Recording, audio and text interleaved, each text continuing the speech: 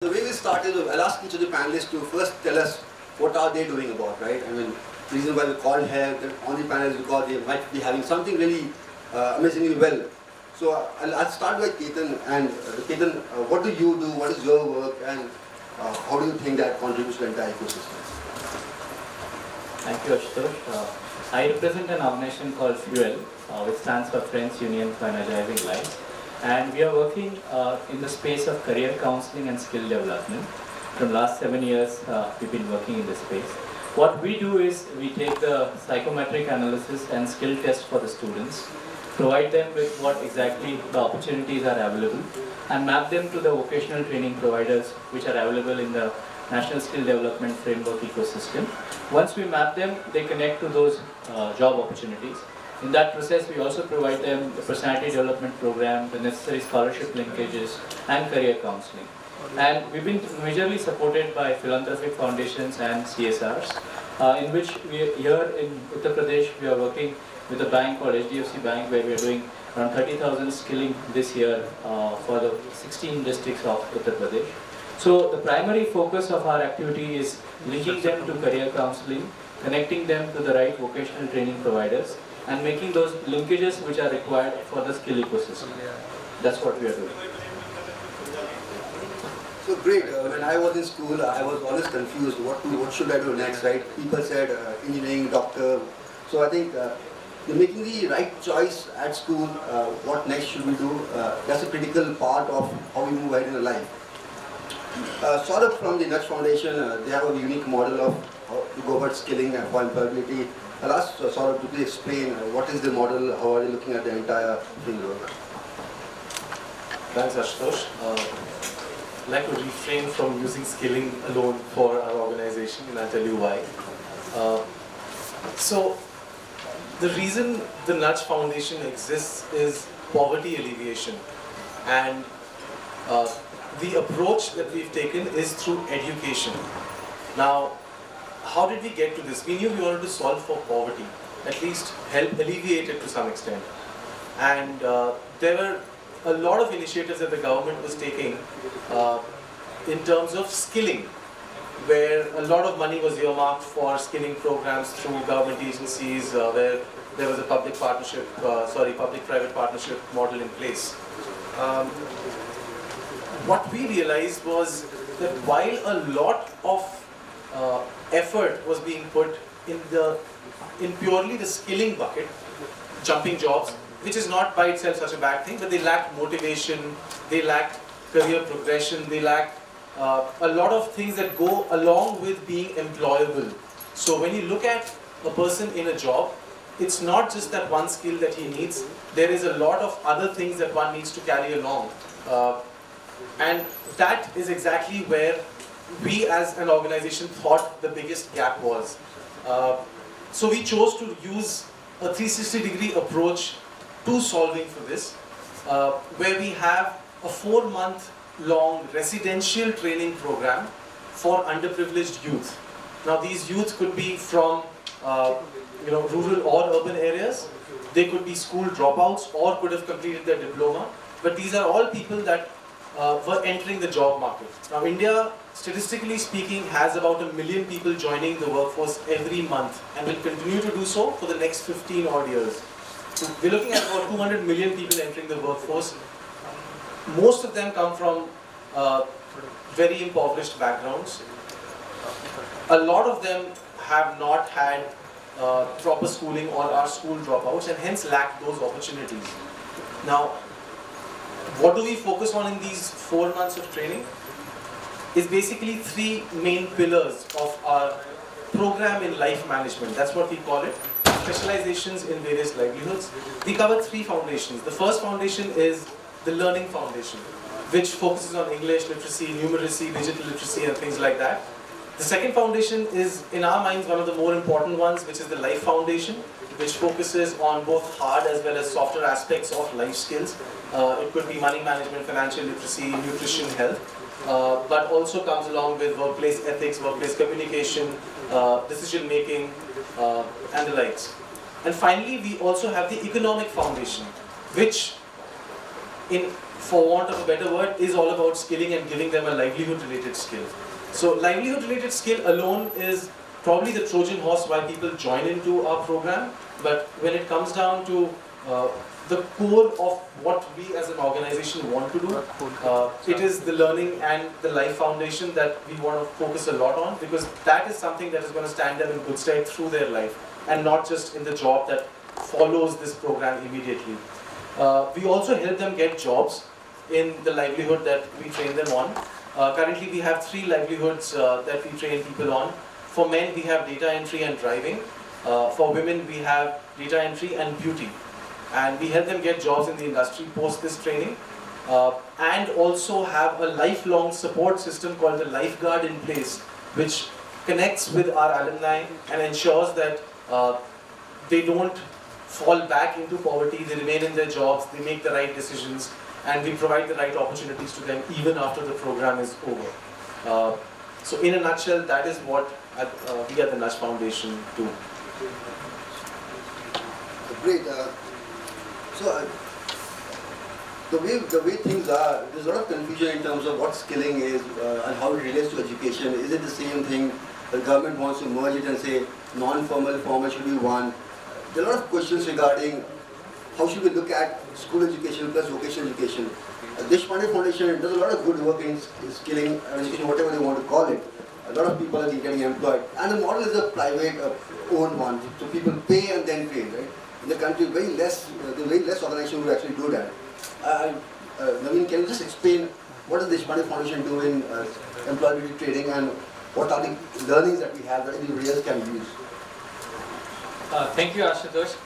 As all of 3, he has also authority to speak on skill because he is working in one of the sector skill council with the center, and he is leading the whole show, and a lot of interesting things we are doing, and involved in more than 6-7 years in skill.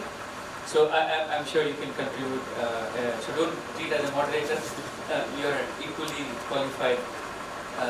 So basically, whatever we were saying in the auditorium, that it should be sustainable.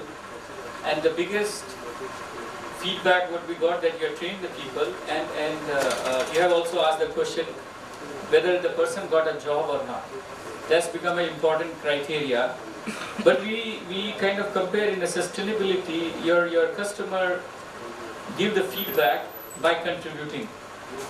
And he or she has a multiple choices to do it. So how you figure out that you are getting a feedback? I'm saying I'm doing excellent work, blah blah blah, all those things.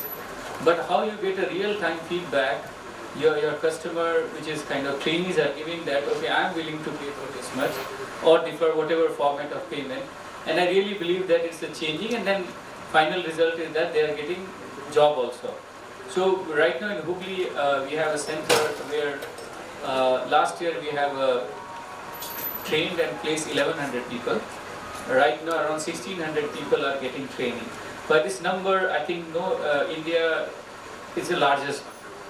From one particular, a lot of organizations are doing 200, 300, 230 multiple center. But at the one place, crossing 1000 plus is the only one. Why we did that? Because we want to make, especially in this space, you have to make little branding. So people come to you rather than you are struggling, and a lot of colleagues probably agree. The biggest problem is not training and the job. Biggest problem right now is that they're getting the people, and that's where a hell lot of energy is getting spent. So you're struggling to even convince the client that it's very good for you. From that level to train and then place, and then they say, no, you have changed my life. It is a hell lot of steps. So kind of we have figured out in our own way by saying that. One thing I would like to also mention, that employer expectation is very, very low.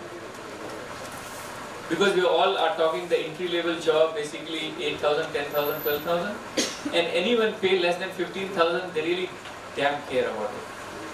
So employer expectation is very, very low, what they are expecting from the anyone. They can come on time, they can understand what is it, and then gradually they can train the people. So that we have realized very early during the training. If you're entry level people, a different set of skills are required apart from domain. So our, as Nudge Foundation, we also do the residential program, our all residential. We have 11 different programs, and each programs have kids in 3 digits. So we only do the program which can scale it up. And then accordingly you build the organization, you build the whole processes, assessments, various things you build along to scale it up. And if there are any question, I will love to. It's moderator. So we'll just come to the questions. So now I think we have a background of what each of them really do, right? We have an understanding there. I think also important to know where do you spend the most amount of time in? What is the number one problem? The way to understand is, okay, in a day, what do you really figure your head on? The number one issue that you always face, what would be that? I think everybody will agree in the skill ecosystem. Mobilization is one of the biggest challenge which we all face, and no matter what your branding or your work has been done, mobilization and making the reach to the students is one of the critical element where we spend maximum amount of time. And for that I think we all need this kind of ecosystem where all of you with your own partnership mechanism, and every partnership has its own innovative way to come and say that we could mobilize the young students for you and get that done. So I think if we could crack that mobilization part very well, that's the biggest time which we spend on. So how about you? Keithan's kind of hit the nail on the head, right? We don't call it mobilization, we call them admissions because of our education focus. Like I said, we don't want to be seen as a skilling organization. But yeah, admissions is probably our biggest worry that keeps us up at night. So I won't go deep into that. Clearly, that's one of the things. The other thing that we've been, we started in November of last year. Our first Gurukul that we call our residential training program. Sorry, the facility. The program is called Program in Life Management. The place is called Gurukul. We started our first Gurukul in November, and ever since we've been very, very sort of worried about the quality of that experience that our students will go through. That had been keeping us up for a while, and it may have been a concern in the very beginning, but that is something that we've spent a lot of time on in terms of what we teach them, in terms of how we teach them, in terms of the experience that they have at the Gurukul. And very happy to share that so far our in-program dropout is next to negligible once they are in the program. So while admissions remains a problem, we know that once our folks come into the program and experience it for a week, we have negligible dropouts at the end of that. So we're still working on improving that, making sure that the impact that we have on the students is always number one. I like Naveen's usage of the word customer and client. We come from a corporate background, so it's very important to figure out who your customer is. And for us, it's very, very clearly that student and not the person sponsoring us or not any of our partners. It is always the student, and to make things right for our student from the time that we first connect with that student at the time of admission to the time that he's outside the Gurukul and in their jobs. I think that entire life cycle is what still keeps us up at night as well. Naveen, what would be your take on it?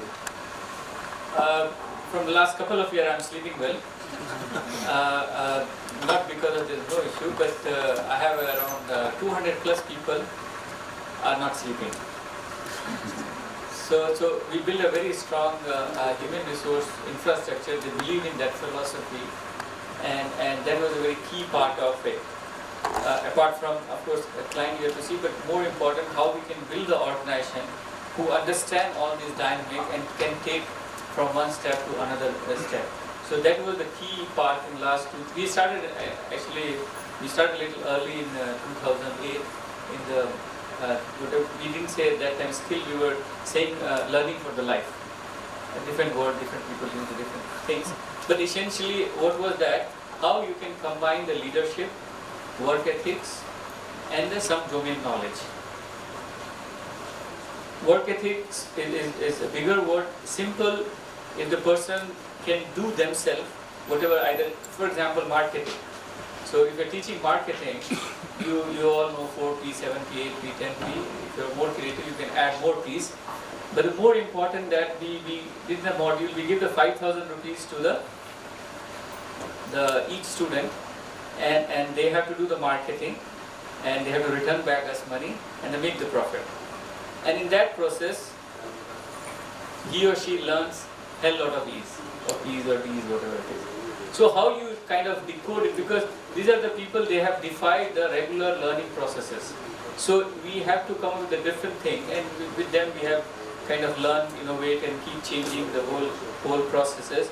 So probably now he's the other side of the table, but we had a hell lot of difference with the NSDC, NSD, and all those people, because they are following the same UGC model. You set the syllabus, or whatever N, Q, F, or D, whatever it is, and then you have to follow it. But skill is not a regular education, or these kind of bridge courses of 4-month experiential learning.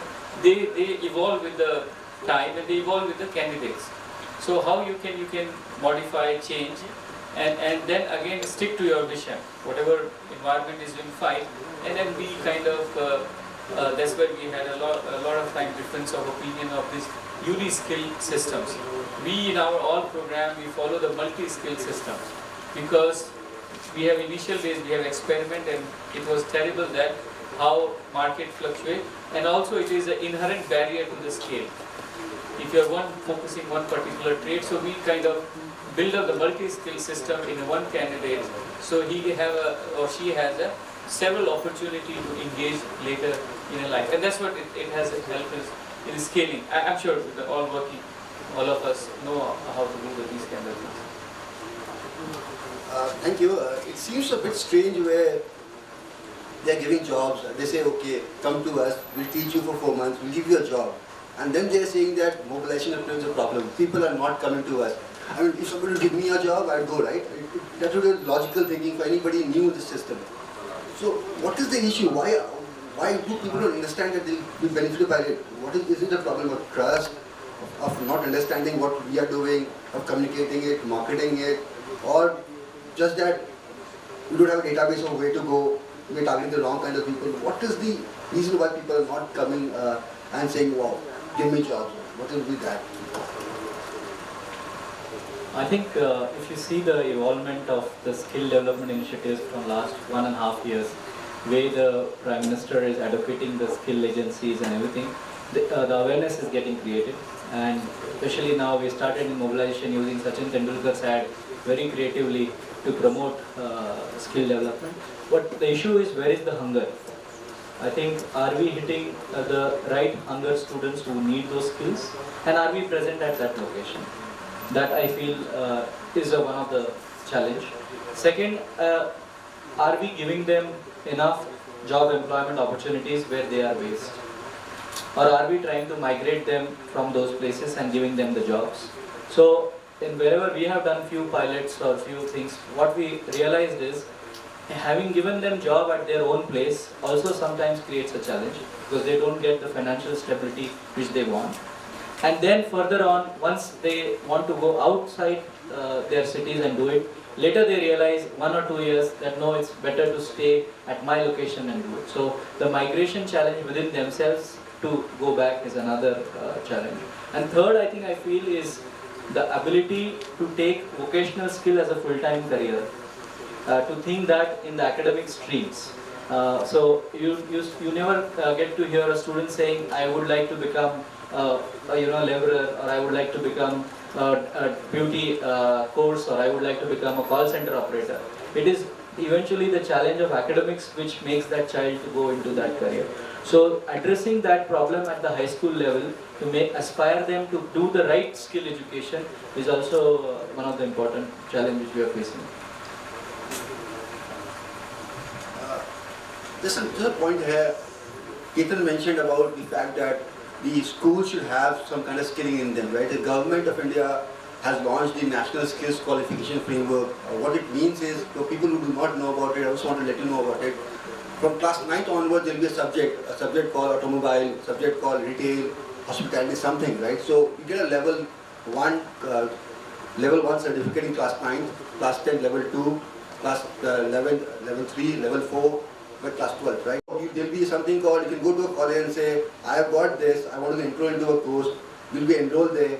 First year you study, you don't want to study, you move out, you get a diploma or something, right? So you can move in any way, time you want to, you can move it anywhere you want to. So there won't be any dropouts in the future. So building a bridge between higher education and school fieldwork, that's something that's already been done. And that's the important part where I think a lot of aspiration will come in.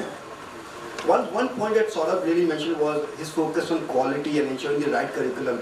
A very holistic way of looking at things, numeracy, analytical ability, financial literacy, which government said, okay, fine, this is something that we should be doing for something, someone else. He said, okay, let me combine everything else and give you a uniform dose of how you want to lead your life. When you look at 100 students, 200 students, the amount of effort you put into one child, how do you really scale that up and say, okay, 54% of the country wants this, right, or lakhs wants that? Is the financial economics, when you scale up, going to work out? How do you think on it? So is the question on the quality or on the financial viability? Is the question on the quality or the financial viability? So when you take it up scale, will the scale economics match? Financial viability. So clearly, this model that we have undertaken is not a very popular model with most non-profits. Deshpande Foundation obviously does a residential paid model. Our model obviously is very resource intensive.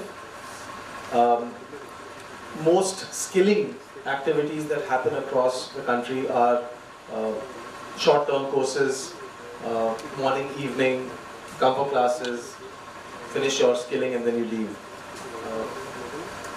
Like I said, our customer is the person that we're trying to transform. We're not trying to just skill him, we're trying to transform that person, the way he thinks about his job, about his family, about his place in society, about himself in the first place, and also learn a skill as he goes along learning these other aspects.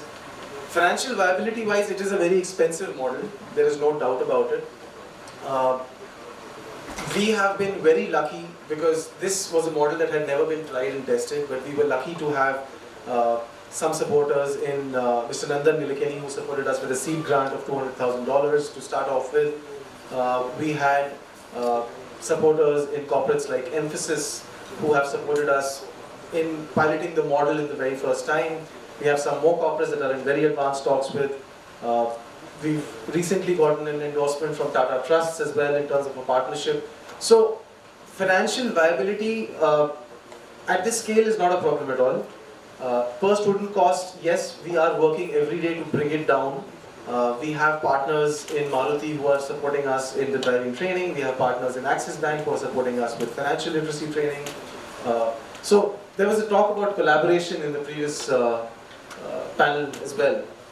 And I think that is a very, very key element to making sure that the impact that you're making is viable through collaboration. So you collaborate with the right partners. Even for admissions, I think one of the things that will work very well for us would be if we are able to collaborate with the right organizations, either downstream or upstream. We could be an upstream organization for certain other organizations that are working on the particular grassroots in various parts of the country. The effort will be to bring it down from a cost perspective to obviously optimize it, to make it more efficient, but not at the cost of quality. I think that would be a disservice to the people that we are trying to help. If it means having full-time trainers on our roles to train them morning till evening, Monday through Saturday, so be it. We will find other ways to cut it down. Just to give you an example, when we started, obviously we were very skeptical of whether we will be able to retain those students, so we went a little overboard with our facilities, etc. But as we've gone along, we have, if you come to any of our Gurukuls, you'll see that the living infrastructure there is extremely, extremely basic. People sleep on mattresses that are laid out on floors, they're given only one trunk, they're given all the very basic comforts. They have to share a lot of bathrooms, obviously, there's a lot of crunch there. But we haven't spared any effort as far as learning infrastructure is concerned. you'll have ceiling mounted projectors. So it would be a hall like this, but with no desks and chairs, for example. You will have a projector screen like that, you will have a high quality projector, you'll have a Wi-Fi enabled sort of facility and all of that. So learning will not suffer, and that part of the cost we will not cut. Where we will cut is efficiency in admissions, efficiency in delivery of what we are doing, and making sure that we take care of the painless cuts if we can, to also make sure that the reintegration is an easier model, is an easier sort of result that our students can go through. Whether we will cut it down to the level that matches with our donors' expectation, maybe not. That is not why we are here. That is not our purpose. Like I said, our customer is the student and will always remain the center of how we do things. That's great to hear. Normally people say our customer is the government gives the money, right? Here, organizations really are focusing on the student. I'll now open it up for questions. If you have any queries, please raise them. Yeah. Yes, sir. Then just give me mic. बोलिए बताइए. When we talk about skill development and life skill workshops or trainings, we always think that youth or children should be minimum 10th, or for the housekeeping courses it is 8th. But like we are working with 5,000-6,000 street children, they are not even 5th pass, 4th pass, and they are about 15-16 year age. So how your this skill development industry see this? Because in Delhi only there are 35,000 street children on the street, and out of this 35,000, 70% are not 8th pass. And because we are talking about, our PM is also talking about skill development, and there are 20,000 children, means youth between 16 to 21, they are not 8th pass. So how you can, how you are seeing this issue? So, who do you want to? Anyone? Fine. So I'll take it up. He's a Delhi guy. And he's a skill development guy. He's So, in Delhi. एक government का एक programme government बोलती है RPL, recognition of prior learning. आप कितने भी पढ़े लिखे हो, नहीं पढ़े हो, कोई दिक्कत नहीं. आप वीवर हो तो क्योंकि आपको पता है कैसे करना है काम, राइट? आप लेबर, आप कंस्ट्रक्शन काम कर पता है कैसे करना है, कहाँ पे क्या लगना होता है. तो आरपीएल एक स्कीम है, बहुत पैसा गवर्नमेंट देती है, और जो हमारी स्किलिंग रिक्वायरमेंट है वो आरपीएल में ज़्यादा है. मतलब 3/4 of skilling requirement is in RPL, 1/4 is fresh training. तो वो आरपीएल के अंदर पीएम के एक स्कीम है, राइट? वो जाएँ वहाँ पे बोलें कि मुझे ये आता है, जल्दी एग्जाम टेस्ट लेंगे. वो टेस्ट अगर आप पढ़े लिखे नहीं हो तो आप देख के टिक कर सकते हो. जैसे डोमेस्टिक वर्कर्स के लिए वो बोलेंगे अच्छा आपको ये करना आता है, बर्तन खाना कौन कौन से टाइप के होते हैं, न्यूट्रिशन कौन सा बनता है, सम बेसिक क्वेश्चन, और आपको फिर सर्टिफिकेट दे देंगे. So that certificate will have the government of India logo. So basically people, it does not matter कि आप कहाँ पढ़े हो. कंटेंट बहुत कोशिश की जा रही है बनाने, राइट कंटेंट बनाने की. आप सर्टिफिकेशन लीजिए और आप आगे लोगों को दिखाइए कि आप उस सर्टिफिकेशन के हकदार हैं, आपकी एम्प्लॉयबिलिटी, आपकी स्किल लेवल बढ़ी है. सो दैट क्वेरीज ऑफ कहाँ पे पढ़े हुए हैं, किस लेवल, क्लास 4, 5, तो that has gone now. That slowly in the future all will come होगा आरपीएल के कारण. Why I ask this question, because every month we receive 5-6 mails from this industry, skill development industry, and they ask that aspirant should be minimum 10th pass. So we always ask this question, why only 10th pass? We have good like personality person, they understand, they have grasping power, so give them opportunity. They say no, if we have 10th pass, so always we feel कि okay, we don't have 10th pass students, so we doing something else. या इसमें एक थोड़ी बहुत important चीज़ ये है कि India की जो मार्केट है, जॉब मार्केट है, वो अनऑर्गेनाइज सेक्टर में ज़्यादा है. 90% लोग अनऑर्गेनाइज हैं, और ऑर्गेनाइज सेक्टर का मतलब ये है कि हम TCS बोलते हैं, टाटा बोलते हैं, बिग बाजार बोलते हैं. बिग बाजार है कितने? बहुत कम है, राइट? असली में तो नौकरी परचून की दुकान वाला देगा, अगर देगा तो रिटेल में, राइट? तो 90% ऑफ जॉब जो है वो अनऑर्गेनाइज में है, और हम सब बात करते हैं ऑर्गेनाइज की. तो अब हमारी पूरी फ्रेमवर्क बनी है सोच के कि ऑर्गेनाइज वाले को क्या चाहिए, राइट? उसमें बोलते हैं 10th पास होना चाहिए, right? That's the way we think.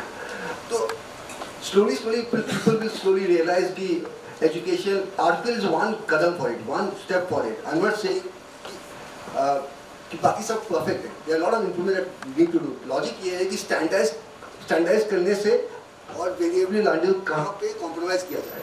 Where is the compromise to flexibility and standardization. That's the issue. The only way out is programs like RPL or donor funding. जहाँ पे Saurabh and all आपको पता है कि लोग बहुत अच्छे हैं. Why don't you take donor funding? That can be the way out too. Not in the NSQF framework, because people will say certificate है कि नहीं है. 10th है, 8th है, whatever है कि नहीं, that they'll ask. उस सर्टिफिकेट के बाद भी जॉब नहीं मिलता, डोंट वरी वो certificate.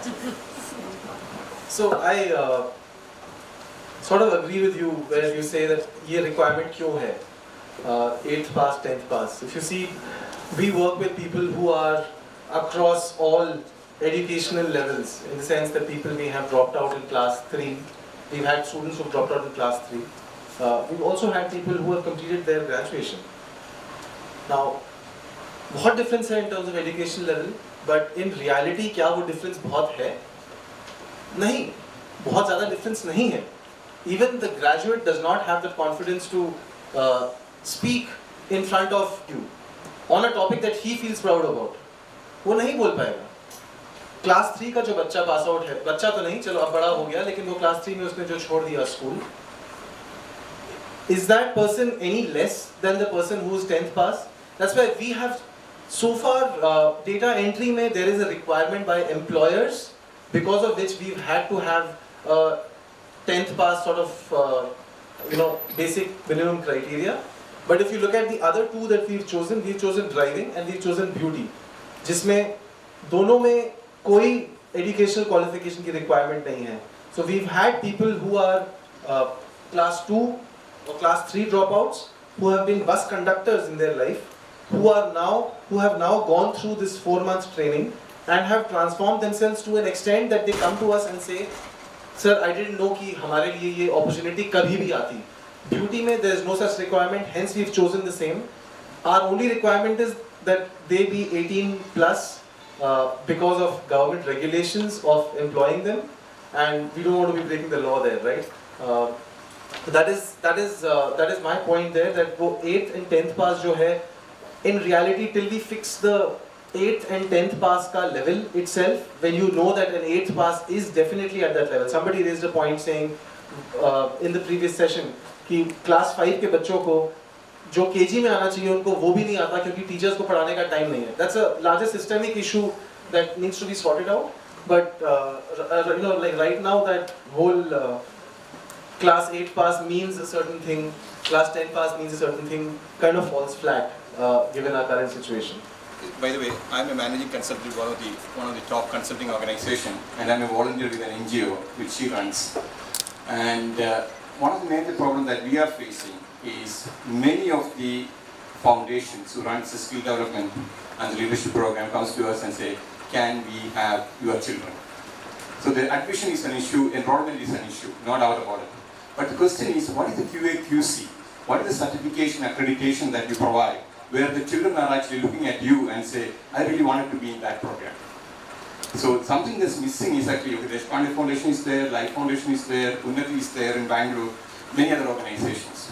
But what is the certification accreditation which is at least nationally accredited? And you say that, okay, I wanted to be in IIT like that, I wanted to be in that foundation. Are we doing something on that? Like we said, admissions is a problem, so if we can find people who need this help, we will be more than happy to take them and train them. लेकिन आपने पूछा as requirement क्या है?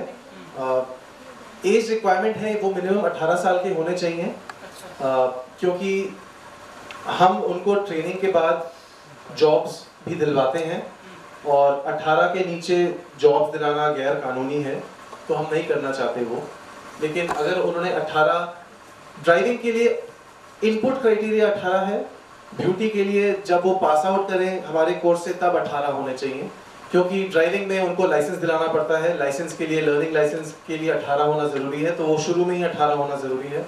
Data entry के लिए भी जब वो पास आउट करें तो 18, तो आप 18 मान के चलिए. Wonderful initiative that you and some of the other professors are doing. I'd say that when we started getting the right curriculum and content, we thought, given that it's a social space, people would be more than willing to sort of share it and say, here is something, use it, make an impact. We faced a lot of closed doors there, unfortunately, which is when we decided that no matter how we build that content, we will never keep it behind closed doors. We will never keep it under lock and key. We will make sure that whoever wants to use that content, use that model use the product that we have. We will keep it open source, free for all as much as possible. कभी-कभी partners की requirements होती हैं कि ये आप open source ना करें, तो those are the things that we will still not be able to share. But anything that we've built on our own, using experience on ground, using expertise of others, etc., we will be more than happy to share with as many of you as possible. If it is relevant to your use, please feel free to use it. If you want to modify it to the context of your folks, please feel free to modify. I don't think we have any sort of prohibition to other people using it for good. As long as the intent is aligned, as long as the philosophy is aligned, I think we'll be more than happy to share whatever we have, sir. Right now we are privileged that we have too many electronic medium which we can connect with each other, and these young kids are crazy about all this things.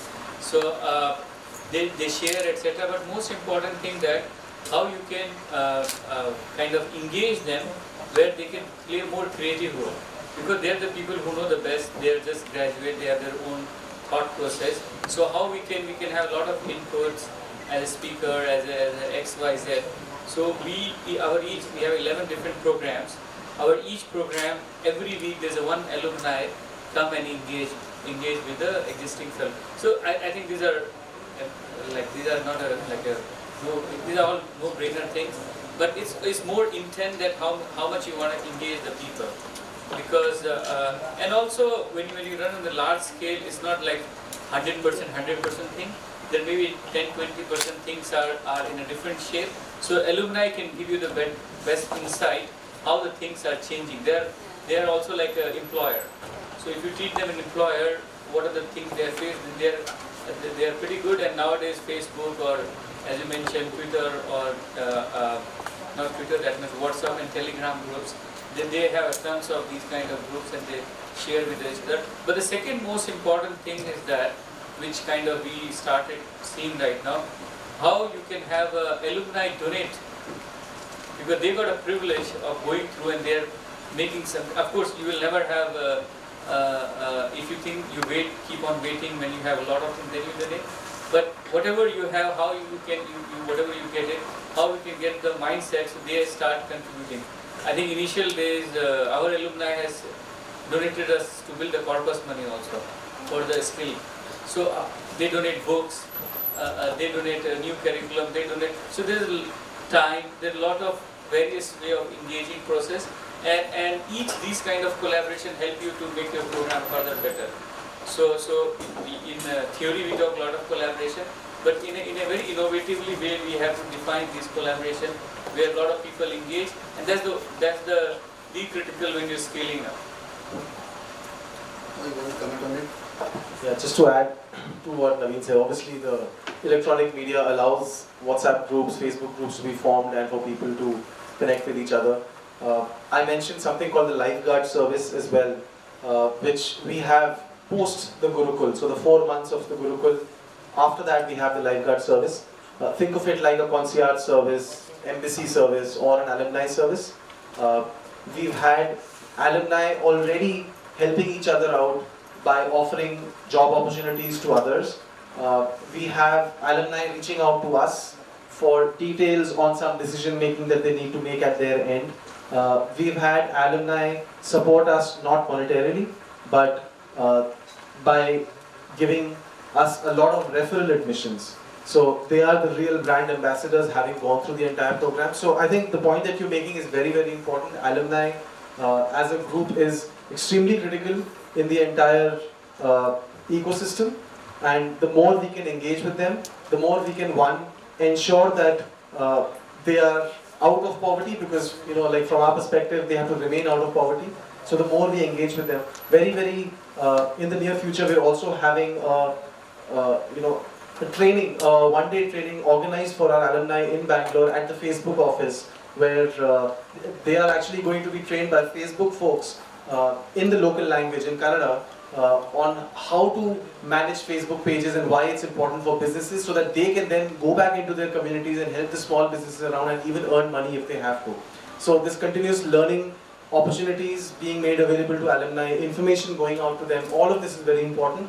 Of course, the alumni will also give back, and that will be the biggest endorsement of the impact that you had on the alumni. So to add to Naveen's point, these are some of the things that are extremely important and they are in place, and I'm sure, like he said, it's a no-brainer. Most people should be doing it if they are not.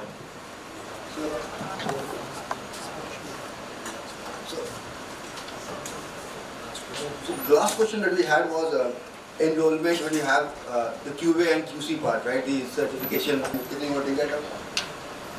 I think when you talk about the aspiration, I think the government has also come out with two things, like standard 10, if you do a 1-year ITI course, you get a 10th certificate. If you do a 2-year ITI course, standard 12 certificate. And I think the fly-by-night operators of skill development has started stopping because there are a lot of regulations in place for before the candidates come in. And one of the example is the Pradhan Mantri Kaushal centers, which every district has to have. And so someone wanting to go to engineering goes and sees the engineering college and then decides to take that engineering admission and says, similarly, how can we have for the skill development? So I think those QA and QCs will happen. The skill providers, the training providers of NSDC has laid out strict guidelines, and there is one kind of an element that now the basic awareness has been done. Now they will start doing a lot of checkpoints, on both the sides, the training partners as well as on the training. So I think, and earlier the Kaushal centers can be 2,000 square feet or 3,000 square feet. Now the limits of the areas have also been expanded. So this is all to create the aspiration level higher. The first convocation of ITI, which Honorable Prime Minister wants to come and give the certificate. So all efforts are being done to increase the aspiration level. So now to the last question and then end the session, yeah? Yes, sir. I'm staying Varanasi, means Kachwa is an interior place from 40 kilometers from here, and I am also running a skill training program in Kachwa from 2003.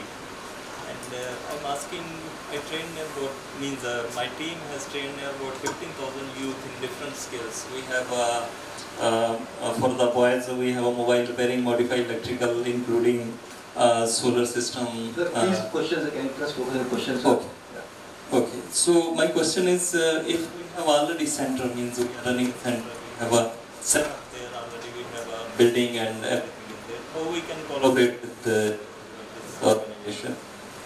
Which one? In your organization. So the question is, how can you collaborate with their already set up, the already have set up? Can you collaborate with them? So I'll answer that question in short. We started in November of last year. We want to get our model to the point that we know it is working 100%. There are still some gaps that we are looking to fill. While we are slowly moving towards it, we will get to a point where we know that our model is the right model and it is ready to then be replicated across. Right now we are working in a sort of an owned and operated model, to use corporate terminology, but eventually if we have to solve for the magnitude of the problem that exists, we will be looking to collaborate with other organizations that are in different parts of the country, like yours, where you bring in the management part of the entire Gurukul, and we then provide all the other necessary support that is required in terms of the product, in terms of the structures, in terms of the process, etc. That will allow students or children or youth in your area to be benefited from a program like this. So maybe it's a little premature right now, but we would be looking to get to that point eventually. I would think in the next 9 to 12 months is where we should get there, hopefully. But till that time, I think it will be premature for us to sort of say you run the same program until we are 100% convinced that this can be handled by somebody outside the organization and it has reached that level of maturity where it can just be a plug-and-play sort of a solution. But a great idea. I think we've thought about that and that is the way forward for us to scale as well. Thank you very much for bringing that up. Thank you so much for this session. A few parting points I think which are critical. All the work that panelists are doing in the ecosystems happening, it's not something which is like, okay, they have to do it, we have to do it because something is urgent, right? You know the demographics, the youth population, 54% in the working age bracket, If you don't do it, what will you do? Is it terrorism? Is it antisocial activities? What is it, right? So it's a no-brainer that we need to enhance our efforts. We need to really get to the right point. There's a lot of focus on, government focuses on infrastructure, right? The first thing that comes to mind is bigger building. So what is important? A school or a trainer or a teacher? Who really makes a difference, right? I think from my understanding, from what I've seen and what I see the entire setup happening, the entire function happening, I think the important fact, getting right people, getting the right trainer who's passionate about it, who really wants to make a difference, those will be the very critical points. And also learning from what all we are doing, collaborating. Sir asked a question, a lot of people wanted to collaborate. Please reach out and let's learn from each other. It's not your work or our work, it's combined, it's the country's work, right? So thank you so much, and please reach out to us for any queries we have, we'll be glad to answer them. Thank you.